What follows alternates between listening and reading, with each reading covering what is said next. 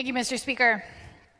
Well, after 3.5 months in session on the Committee on Mental Health, Aging, and Long-Term Care, we finally had a day to have a hearing on some bills.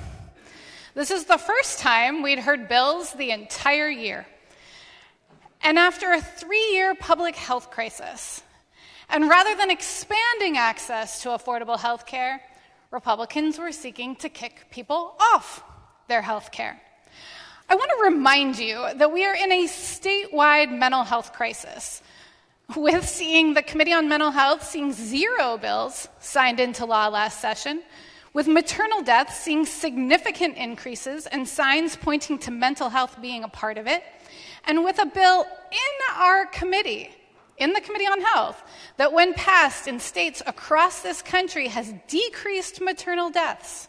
Instead of hearing this bill, we're instead hearing a bill to kick people off health insurance. Instead of hearing a bill to save the lives of mothers, a bill with massive bipartisan support, which I very much commend you for, a bill that, when heard in the Senate, received 3 hours of supportive testimony, a bill that was the #1 ask at Dr. Day last year, and is something that the March of Dimes is asking for. Instead of that bill, you're removing access to health care for Wisconsinites. AB 148 is a terrible bill that will hurt Wisconsinites, which is why the governor vetoed a very similar bill last session. You need to know that.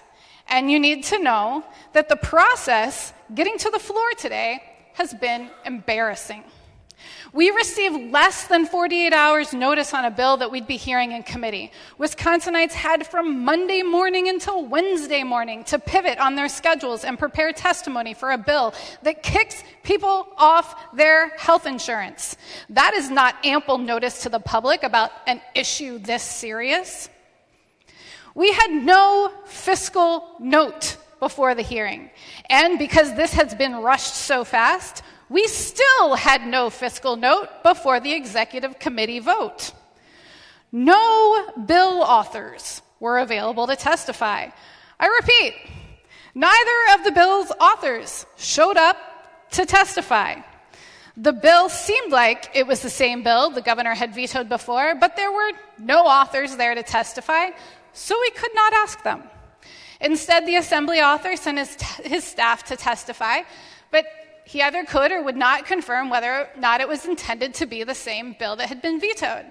I asked for the drafting file, where it was clear AB 148 was drafted to be the same bill vetoed, with no changes addressing the governor's veto message. This is not a bill that was intended to be signed into law. There were no testimonies in favor of this bill other than a Republican think tank that filled most of the hearing, and written support from the WMC and WIL. In fact, the Republican think tank testimony was given 65 minutes to testify, something I have not seen in my 3 terms in office. Usually people are given a few minutes tops. He was given 65 minutes. That's more minutes than we have to debate this bill on this floor today. I found out later that he was a former Republican staffer from this building. In the exec hearing, which again was held before we had a fiscal note, a Republican member said the bill wasn't ready for prime time, but that he'd vote for it. That's precisely not what is supposed to happen in committee. In committee, we are to vet a bill, to decide whether or not it's ready for prime time. That's our job.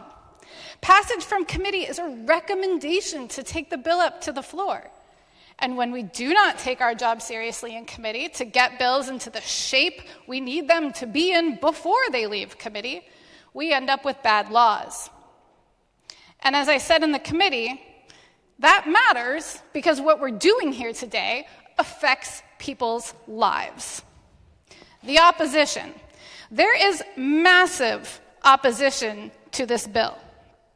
Republicans on the committee were more concerned that DHS wasn't there to testify in person on a bill that had already been vetoed than what it said in their written testimony, which is, in terms of fiscal impacts, imposing the provisions in AB 48 that require more frequent renewals and a 6-month penalty for failure to provide information on families with children would result in the loss of all federal funding for Medicaid and children's health insurance program.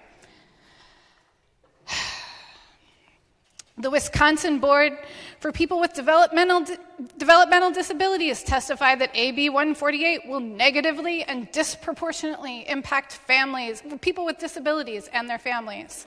The American Cancer Society said cancer patients and survivors, as well as those with other complex chronic conditions, could be seriously disadvantaged and find themselves without Medicaid coverage due to the changes to continuous eligibility and increase in red tape to maintain enrollment.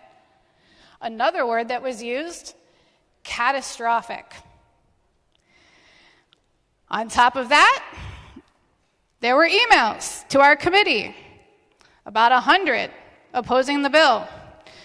We have opposition from the Alliance of Health Insurers, the American Cancer Society, the ACLU, the American Diabetes Association, the American Lung Association, America's Health Insurance Plans, Business Action Fund, Citizen Action of Wisconsin, Cystic Fibrosis Foundation, Dane County, Disability Rights Wisconsin, Kids Forward, Legal Women Voters of Wisconsin, Legal Action of Wisconsin, National Alliance on Mental Illness Wisconsin, Wisconsin Association of Health Plans, Wisconsin Catholic Conference, Wisconsin Council of Churches, Wisconsin Counties Association, Wisconsin Primary Health Care Association.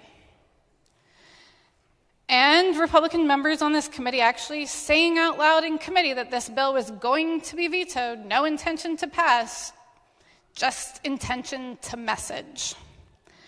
Wisconsin deserves a legislature that works for them. Wisconsin deserves ample notice of bill hearings. Wisconsin deserves public hearings with bill authors present.